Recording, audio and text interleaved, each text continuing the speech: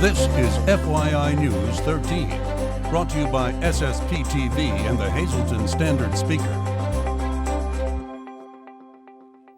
For your information, leaders in the Hazleton Area School District addressed some serious transportation issues after the first day of school. Welcome back for another round of important local information. I'm Ken Karen. I thank you for your time. Here's our headlines from FYI and the Hazleton Standard Speaker.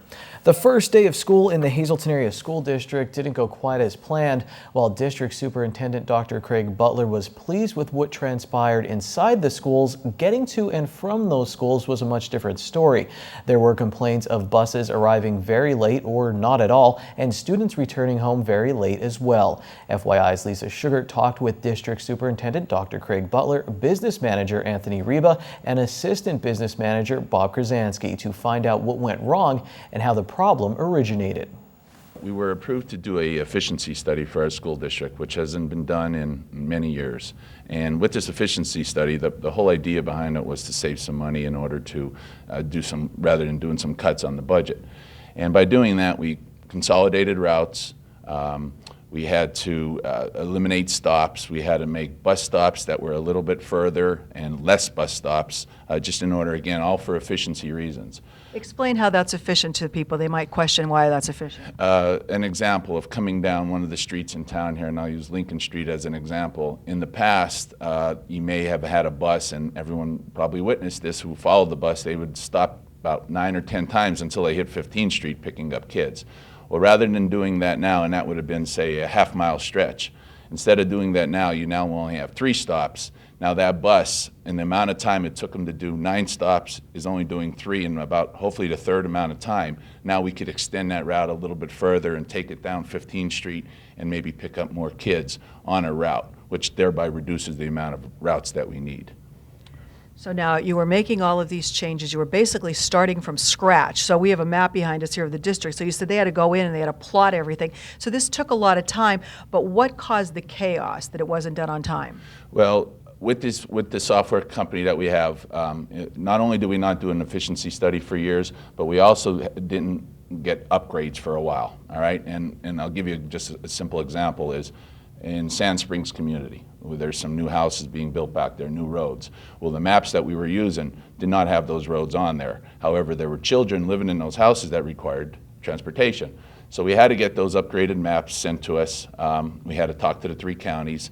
And some of the maps had problems with them. You know, some roads weren't identified. And not to pick on a particular county, it was cumbersome. So when we implemented them into our transponder system, there were problems with finding addresses. You had some addresses that used people's mailboxes rather than their actual physical address. So until we worked all those bugs out, and again, it had to be done because these kids needed transportation and you couldn't pin them on a street that didn't exist. So that was an example of some of the upgrades that we were forced to do. So the delay we're seeing now is why? Because you still don't have those routes labeled down? Right now what we have the routes labeled down. We have kids that are pinned to the proper location, and we're fixing their bus cards as we speak. The big problem we're experiencing, like going forward now, are the people who registered from August 5th on, along with anybody who did an address change that may have been a student here for years from August 5th on. Those aren't getting into our system fast enough in order to put them on a bus route. And as you know, right now we had over 350 people enroll from August 5th till today, and we had over 200 address changes from August 5th till today, excuse me. You got to take that into consideration because that just could change everything, because now you might have to add another route to an area that you didn't need before, because depending on where these live. We don't know the enrollment of the school district. I mean, we run usually between 10,500 and 11,000.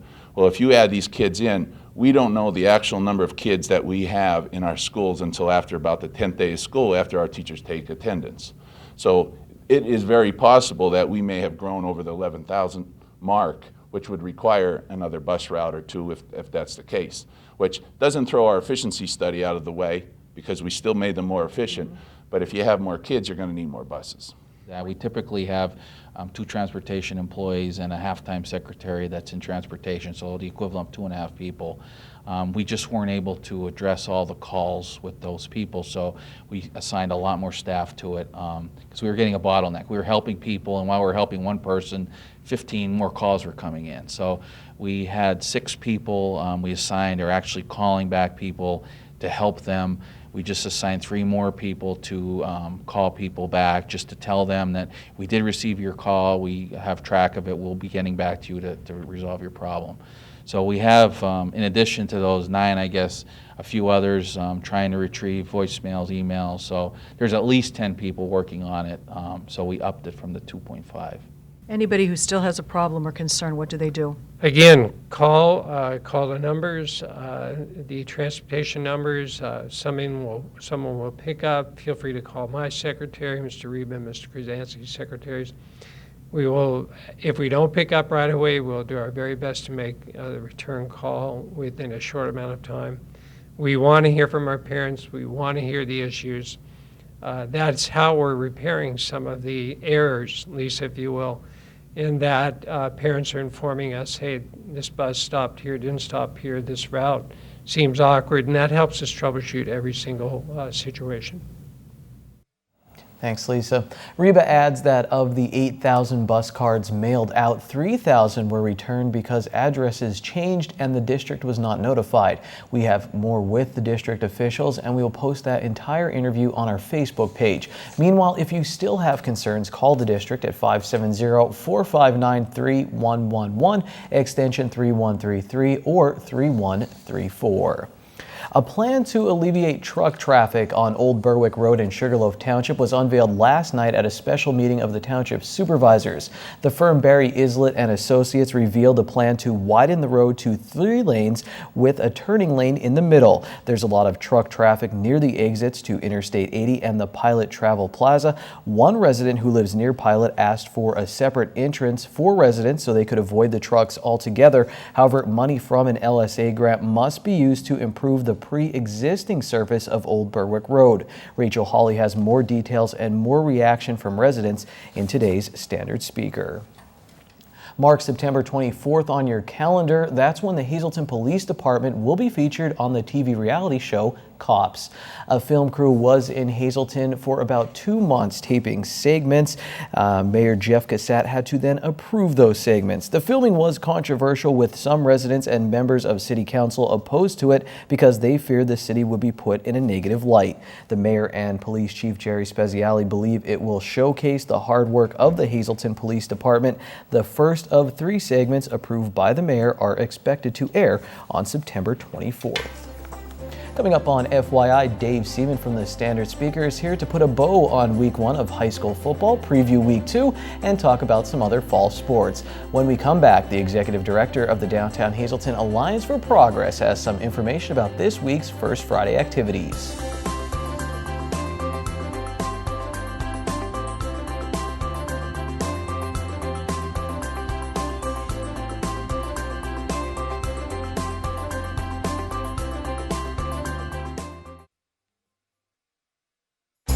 This is FYI News 13, brought to you by SSPTV and the Hazleton Standard Speaker.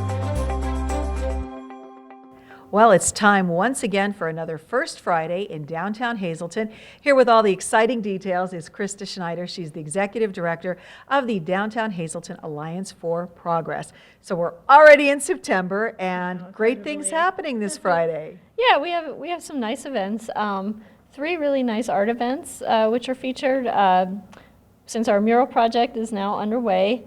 The mural artists, we're having a Meet the Artist event at the Pines from 5 to 7. So anybody who wants to meet her, Mary Veronica Sweeney, a Hazleton native, anybody who wants to meet her, learn more about the project, also have a chance to win a raffle of some signed working drawings of the mural. They should come to the Pines. There's also, so Jamie Pesatine, who's the photographer, she worked with children from the Hazleton One Community Center last year. Their work was featured at the Art League a few months ago, and now she's doing an exhibit of a continuation of that, of her project. It's called Where the Heart Is. So that work's going to be featured at the Dragonfly, also 5 to 7. You can meet her, and then the Art League from 6 to 8 is having a permanent collection exhibit with some really fantastic artwork that they have in their permanent collection that people don't get to see very often. And some of those artists will also be there for the reception. And then Mark Rooney is going to actually give a short presentation around 7 p.m. to talk about the artwork and the artists. Wow, so a lot of great art happening this week on Friday as part of this. But you have other fun things going on as well. Yeah, if people haven't been to the farmers market, this will be the last week for that. Wow. 10 to 2, and then Burger stays till 5. There's a free puppet show for kids, a couple events for kids. Free puppet show at the library from 4:30 to 5:30. That'll be fun. And then free karate demonstration, again, at the new karate studio on North Wyoming Street. 5:30 to 6:30, that's also free. And then live entertainment at the Pines from 6 to 10, Joe Bogworst. And free show at the Sanctuary Stunt Studio, as they do every Friday from 8 to 9:30. So really nice things to do, family friendly. Right. So it's all happening this Friday, the first Friday event in downtown Hazleton. Come on out, see the art, see all the fun, bring the kids, the family. It's a great way to spend a nice Friday evening in downtown Hazleton. Time now for FYI News 13 weather. Here's our local forecast now on FYI from the National Weather Service. Tonight, 70% chance of showers and thunderstorms before 1 a.m. Then we'll go down to a slight chance of showers. Our low will be 64 degrees. On Thursday, 30% chance of showers, mainly before 9 a.m. A cloudy day with a high of 73. Thursday night will be clear with a low of 54. Friday looks sunny with a high near 70 degrees. On Friday night, mostly clear with a low around 53. On Saturday for Penn State kickoff, sunny with a high near 72. Saturday night, mostly clear, low in the mid-50s. Sunday is sunny with a high in the mid-70s, and then Sunday night, mostly clear with a low of 58 degrees. Tonight's weather is brought to you by Valley High, the area's oldest ice cream and fast food restaurant. Stop on in for a cold treat including our ice cream and yogurt, or some hot food including our burgers, hot dogs, fries, and much more. That's Valley High, Route 93 in West Hazleton. Treat yourself today. Back here at Edgewood by Sand Springs with the wedding and event coordinator, Samantha Finikia, and we are talking about the convenience here to book either a wedding, bridal shower, and birthday party. There's so much going on. Absolutely, we have room for everyone. All of your events can be booked here at Edgewood by Sand Springs. You know, we have actually started actively booking anniversary parties, graduation parties, baby showers, bridal showers. Your Labor Day party could be here too. That's coming up soon as well. So really we have room for all of your events here. When someone is thinking about coming here to book their event, what is the next step for them to do? Call you and set up an appointment? Absolutely, yep, you're more than welcome to stop by the property, set up an appointment with me, and we can go over all of the details. You can actually reach me at 570-788-1101, extension 3, or we do have a Facebook page. You can reach out to us that way or via email as well. All right, talk about the fun stuff. I want to talk about, you know, do you have a bar here? Do you have food on site? Is it, you know, catered style, buffet style? How does that all work? We have it all, really. So really, if you are booking your event, it's personal preference. If you want to do buffet or go a little bit formal with plated, we can actually help you with any style that you would like for your event. We do have a completely renovated, gigantic bar. It's huge, nice and open. So we do offer, you know, that bar service as well. Looking around the property, you could notice that everything is neutral colors, which I personally like, because you can do uplighting of your own. You could come in and do different decorations, and it's endless really what a bride can do, but you can help them plan the perfect day by offering certain types of table settings that they can have. And the latest on Pinterest. I know Pinterest is like the latest thing, and it can drive you crazy. But it's great too. It's really wonderful for those different color palettes that you may not have thought of prior to your wedding. So anything that you would have, any sort of ideas, or if you have ideas off of a centerpiece that you see somewhere, you know, we can certainly help you match all of the colors that you're looking for. And as you said, the room is really great. It's very neutral, so really your colors will be popping in that room. And you're basically included in that price because you get Samantha's expertise in event planning when you book here at Edgewood. And I know some people are thinking, I'm getting married and then I need to book, you know, a wedding planner. You come with that package. I absolutely do, and I am with my brides and grooms, of course, the entire process. So from the booking process all the way up until their wedding day, I'm here for them, so I know every detail of everything for that day. Very good, thank you so much, and thank you. Check out, again, the Facebook page, or you can call Samantha for any additional information for Edgewood by Sand Springs. Fun with the Pennsylvania Lottery. It's a lot more fun if you win, but you have to play to win. Pick 2, 2, 3, pick 3, 0, 9, 5, pick 4, 9, 3, 5, 1, and pick 5, 2, 8, 4, 0, 9. Dave Day is coming up here on FYI. When we come back, we'll wrap up high school football week 1.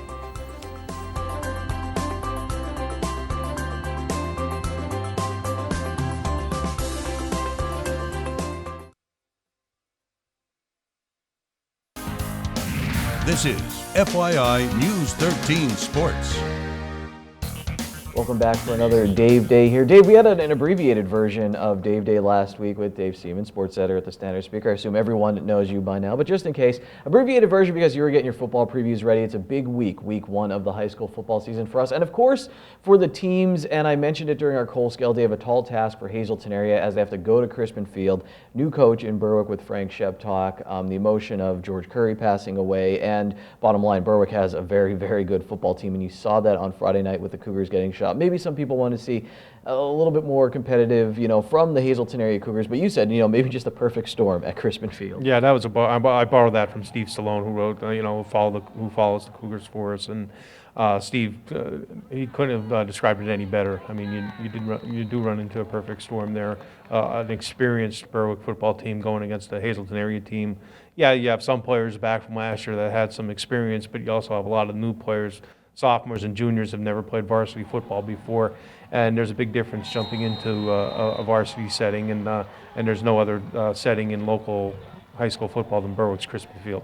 Dave, I was still impressed. Adrian Otero had some hard runs. I watched him on defense too, was impressed. I think, again, the pieces are there for the Cougars, maybe not to win championships, but definitely to be competitive. And almost like Coach Mike Brennan said, I think you just have to keep the ship together over this really rough schedule over the first few weeks, stay confident, and then maybe win some games down the stretch. And who knows, maybe surprise people. They have Wyoming Valley West this Friday night at home. Dave, who else were you impressed with in week 1? We talked about Berwick. I really liked Tamaqua, the Blue Raiders. I think they're going to be better than some people will give them credit for. Number 3 on our Coal Scale rankings right now. I like their skill guys like Thad Zuber at quarterback, Eddie Titus at tight end, Zeke Wassel playing wide receiver, I believe. And I know they have to replace big-time runner from Bud Moyer, but Nick Briner on the ground on Friday seemed to do an okay job of that. So I was impressed by Tamaqua. Who else were you looking at? Mono area, I thought that's Tamaqua's opponent this Friday night. I thought Mono area beating Towanda. Towanda's traditionally a good team coming out of District 4. Mono area lost a lot of key pieces from their team the last few years where they were playoff caliber team. They've gotten into the playoffs, but the Bears put together a 31-14 win over Towanda. Like I said, Tamaqua had a nice win over Minersville, so that was a good start. North Schuylkill, we really don't know too much about. They beat Shenandoah Valley 61-0, and you hope it's because North Schuylkill was that good and Shenandoah Valley could bounce back a little bit. But North Schuylkill will be tested a little bit more this week when they play against Steel High. So there are a lot of good teams, and the Marion Colts with a big win over a non-league team in Penns Valley had to go to overtime and do it. Penns Valley, I believe, had a 2-9 record last season, but they came here with an experienced team, a big team, and some quality skill players. Marion was able to match them score for score and then pull out the game in overtime. I think Mono area, Dave, and the coaching staff there, Dave Holman, and that deserves some credit. You have a Class A team like Marion. I mean, Marion has a good program where they're winning year in and year out, but Mono now at that level, you only have a certain amount of athletes, but they just keep turning it out in this athletic system that they have there where they keep having competitive teams at Mono area. Let's take a look to week 2. You mentioned Tamaqua at Mono area. That's a big one. A Harmon Geist debut for this Hazelton area football team. And another good one, Dave, on Marion at Jim Thorpe. Yeah, Jim Thorpe, I think they've been there they shouldn't be surprising anymore. Mark Rosenberger does a fantastic job at Jim Thorpe. They're competitive every year. If they're not in the running, well, it used to be the Anthracite League, is now the Schuylkill League. They're going to make some teams sweat. They always have some quality athletes on their team. They run the ball, they pass the ball, and their athletes make plays. And they surprise people, but again, they shouldn't be so much of a surprise anymore. And Dave, next week, really fall sports will get fully rolling, and you can check out coverage in the Standard Speaker here on FYI. Hazelton Area girls tennis team, they bring back some power. Dave, winning the Wyoming Valley Conference last year. Hazelton Area has a new soccer coach. Saw a water polo preview in the Standard Speaker. That's always fun to watch at the high school. And Marion returns 2 female runners on their cross-country team who are very impressive. Yeah, cross-country, you got to look at Tina and Nicole Caparel that are very, very good. Aaron Srinivasan, their top male runner, and a familiar face coming back to the cross-country scene, Tom Kostick, who coached Bishop Hayfie to greatness so many years ago, and now he's coaching full-time at Marion, and they look to do big things down there with their cross-country program.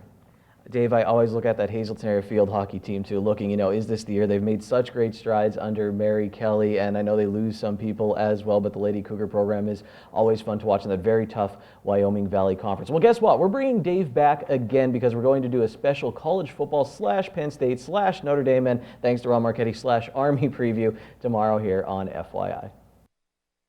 You made it to the middle of the work week. Reward yourself at Bottlenecks. It's their featured steak entree night with plenty of amazing steak options. Good evening, everyone, and here's tonight's social news. First tonight, happy anniversary to Sam and Deb Lassant. This wish comes with love from your family, friends, and everyone here at SSPTV. In our Talk of the Town report, Holy Rosary Parish will be hosting a free community luncheon Saturday, September 10th from 10:30 a.m. to noon at Catholic Social Services in Hazelton, located at 214 West Walnut Street. All are welcome to attend, and the parish would like to thank the Hazelton Rotary Club and the Weinberg Northeast Regional Food Bank. For more information, please call 570-455-6390. And one more quick announcement. The Take a Swing at Cancer softball tournament in memory of Deborah J. Palco be held October 1st and 2nd at the Drifton Softball Complex. This year's proceeds will be split between Brian O'Donnell, a local friend who's been battling cancer, and St. Jude's Children's Hospital. The event will also have tricky trays, a home run derby, and much more. For info, just call 570-582-8833. That's tonight's Social News. News 13 would like to send sincere condolences to the family and friends of these recently departed. Michael F. DeMelfi of Latimer. Funeral is Thursday at 9:30 a.m. from the Furo Funeral Home. Friends may call Wednesday from 5 to 8 p.m. Joseph Haslego of Hazel Township. No viewing or services planned. The Hazel Chapel of the Cropton Hughes Funeral Home assisted the family. Sarah G. Payne, formerly of Hazelton. Funeral Mass is Saturday at 11 a.m. from the Most Precious Blood Church. Friends may call Saturday from 10 to 11 a.m. And Rita Ritzik, formerly of McAdoo. Mass is Saturday at 10 a.m. in the Church of All Saints. Friends may call Saturday from 9 to 10 a.m. The Stanley E. Anilowski Funeral Home is assisting the family.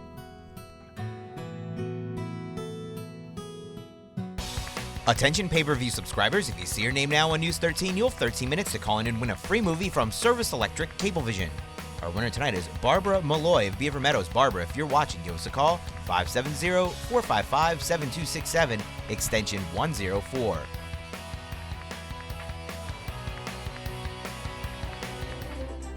I know you're probably thinking, why isn't local motorsport journalist Dino Oberto been on FYI? Well, he's going to be a big part of our Labor Day special on Monday. Check that out. And remember, we have those full interviews with Hazelton Area School District officials up on our Facebook page. We'll see you tomorrow. Take it easy, everyone.